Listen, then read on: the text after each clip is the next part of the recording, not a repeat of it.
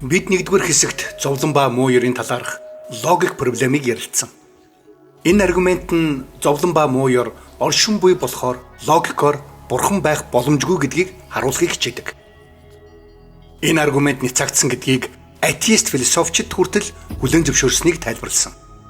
Гэхдээ хүлээгээрэй, бурхан ба зовлон зэрэгцэн орших нь логикоор боломжтой байлаач тийм магадлал тун бага байна гэсэн маргааныг гаргаж болох юм.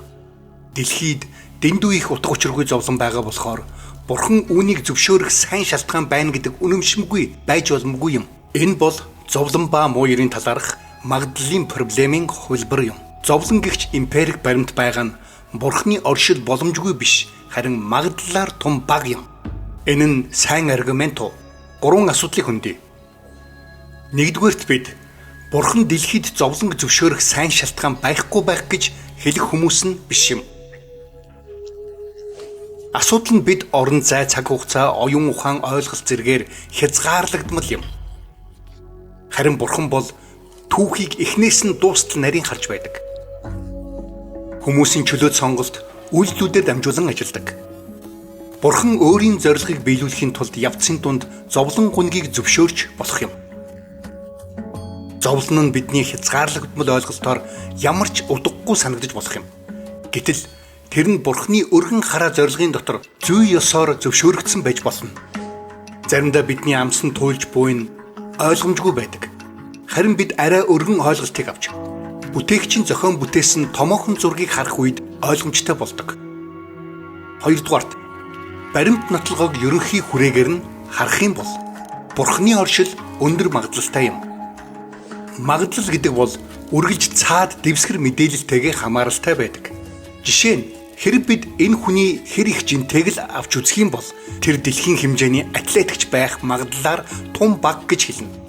Харин бид түүнийг мэрэгжлийн сумоочин бас дэлхийн авраг гэдэг шинэ мэдээллээр хангагдах юм бол бид өөрсдийн дүгнэлтээ тэр дор нь өөрчлөх болно. Үүнтэй адил хэрв атеистууд бурхан байгаа гэх магадлал маш бага баймаа гэж хэлбэл ямар дэвсгэр мэдээллийн улмаас вэ гэж бид асуух хэрэгтэй. Хэрв бид зөвхөн дэлхийд их зовлонг л авч үзэх юм бол бурхан байгаа гэдэг үнэхээр магадлал багатай байж болох юм. Харин бид өөр олон дэвсгэр мэдээллүүдийг бэлхнээ хүлээн авч бурханы оршин буйн талаарх гайхалтай хүчрхэг аргументуудыг бодолцож үзэх юм бол бид маш өөр дүгнэлтэд хүрэх болно. 3 дугаарт Христ итгэл бурхан зовлон хоёрыг нэгэн зэрэг орших магадлалыг нэмэгдүүлэх онол сургаалтай. Тэдгээрээс дараах 4 онолыг харъя. Нэгдүгээрт амьдралын эцсийн зорилго нь аз жаргал биш юм. Хүмүүс ихэвчлэн хэрэг бурхан байгаа бол тэр хүн гихч өөрийн тэжээвэр амьтандаа амьдрах сайхан орчин бүрдүүлэх үүрэгтэй гэж таамагладаг. Тэд бидний энэ дэлхий дээрх амьдралын эцсийн зорилго бол аз жаргал. Тиймээс бурхан биднийг жаргалтай байлгах үүрэгтэй гэж боддог. Харин Христ итгэл үүнээс өөр үзэл бодлыг толилуулдаг. Амьдралын зорилго бол бурханыг таньж мэдэх юм. Энэ нь хүмүүст жинхэнэ доктортай бүтэн амьдралыг өгдөг. Зовлон нь тухайн хүндээ болон эргэн тойрных нь хүмүүст бурханыг таних гүн гүнзгий чин сэтгэлийн мэдлэгийг авчирдаг. Хүн төрлөختний түүхийн гол учир нь бурхан чөлөөт сонголттой хүмүүсээс өөрийн эцэс төгсгөлгүй хаанчил руу оруулахын тулд байгаа юм. Зовлон бол бурхан өөрийн хүмүүсээ чөлөөтэйгээр өөрлөгөө ирүүлэх нэг арга зам юм. Үнэн дээр хүнд зовлон гунгаар туулан гарсан улс орнуудын дотор Христ итгэл хамгийн өндөр хувиар өсөн дэвжиж байдаг. Бурхан биднийг жаргалтай байхад шивндэг, мэс чанарт ярддаг. Харин өвдөн шаналх үед чангаар ярддаг. Зовлон бол дүлээрсэн дэлхийг сэрээх түүний чанга яригч юм аа. Хоёрдугаарт хүн төрлөختөн бурхан болон түүний зорилгын эсрэг тэрслүү байдалтай байдаг. Хүний хийсэн муу ёрийн зүйлс тэднийг хэр их бузартсныг харуулдаг ба бурхнаас холдсны үр дагавар юу болохыг гэрчилдэг. Христ итгэгч хүн дэлхийд муу ёр байна гэдэгт гайхдаггүй. Харин ч эсрэгээр муу ёр байна гэдгийг тааварладаг. 3 дугаарт бурхны зорилго нь зөвхөн энэ дэлхийгээр хязгаарлагдахгүй. Харин үхлээс цааш мөнх амьдралыг хамаардаг. Энэ бол зөвхөн эхлэл юм. Энэ бол үхлээс цааш мөнхөд үргэлжлэх зүршгүй сайхан амьдралд явах үүд хаалга юм. Шинэ гэрээний ихэнхийг бичсэн Паул элч зовлон зүдгүүр, бэрхшээл, гай гамшиг, шорон, өлсгөлн зэргийг амссан нэгэн.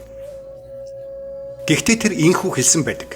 Тиймээс бид зүрх алддаггүй. Хэдийгээр гаднах хүн маань ялзарч байгаа ч доторх хүн маань өдрөөс өдөрт шинжлэгдэж байна. Учир нь агшин зүрийн ялахгүй зовлон нь алдрын мөнхийн жинг бидэнд үргэлж арвижуулж байна. Бид үзэгдэх юмсыг бус харин үл үзэгдэх юмсыг хардаг. Учир нь үзэгдэх юмс бол цаг зуурынх, харин үл үзэгдэх юмс мөнхийнх билээ. Паул энэ дэлхий бол ямар ч зовлон гунигтай байсан түр зуурынх гэдгийг ойлгож байсан. Бидний өвдөлт мөнхөд үргэлжлэхгүй. Харин бурхантай байх амьдрал бол мөнх юм. Паул энэ амьдралдаа гачлан зовлон амсаж буй хүмүүсийг тавлан хэлээгүй. Үнэн дээр тэр өөрөө тэдний нэг байсан. Харин тэр тэдгээр зовлонгууд нь бурхныг чөлөөтэйгээр хүлээн авсан тэдгээр хүмүүст ирэх хязгааргүй баяр хөөрийн дэргэд юу ч биш болно гэдгийг харж байсан. Дөрөвдүгürt бурхны тухай мэдлэг нь харьцуулжшгүй сайн сайхан юм. Бурхныг таньж мэднэ гэдэг бол хүний оршин тогтнолын эцсийн зорилго хэмжээлшгүй сайн сайхан юм.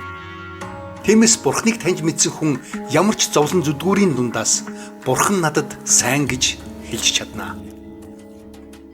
Тэгэхээр хэрв Христ сэтгэл үнэн бол зовлон ба мууяр оршин байх нь тимч магадлал муутай биш юм. Дүгнэхэд эдгээр шалтгаануудын улмаас зовлон ба мууярын талаарх магадлалын проблем нь логик проблем шиг л амжилт муутай аргумент юм. Тэгэхээр зөвхөн оюуны проблемын хувьд зовлон ба мууярын талаарх проблем нь бурхны оршин буйг няцааж чадахгүй юм. Хэдийгээр энэ нь оюун ухааны аргументийн хувьд няцаагдж байгаа ч зовлонгийн талаарх проблем нь сэтгэл зүйн хувьд асуудал хэвээрээ үлдэж байна. Хэрв та үнэхээр их зовлон амссан бол эсвэл хайртай хүнээ хүчтэй өвдөлтөд шаналн буйг харсан бол бурхан байгаа бол тэгээд юу гэж? Яагаад би түүнд мөргөх гэж? Миний сэтгэл харанхуй хоосон байна. Тэр надад хамаагүй гэж бодох байх.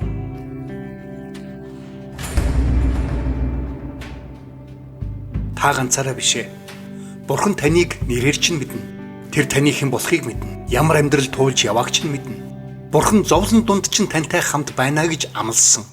Тэр танд тэсвэрлэн гарах хүчийг өгөх болно. Есүс мөн өөрөө зовлон эдэлсэн. Хэдийгээр тэр гэмгүй байсан боловч хүмүүс түүнийг яргалж үхлийн ял өгсөн. Түүний зовлонд зориг байсан.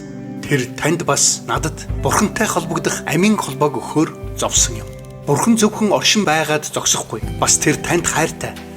Тэр таныг хүлээдэг. Тэр танд найдварыг санал болгож байна. Удалгүй тэр бүхнийг шин болгох болно. Тэр тэдний нүднээс нулимс бүрийг нь нарчна. Тэнд цаашид үхэл гэж байхгүй. Гашуудах, уйлах, өвдөх гэж үгүй болно.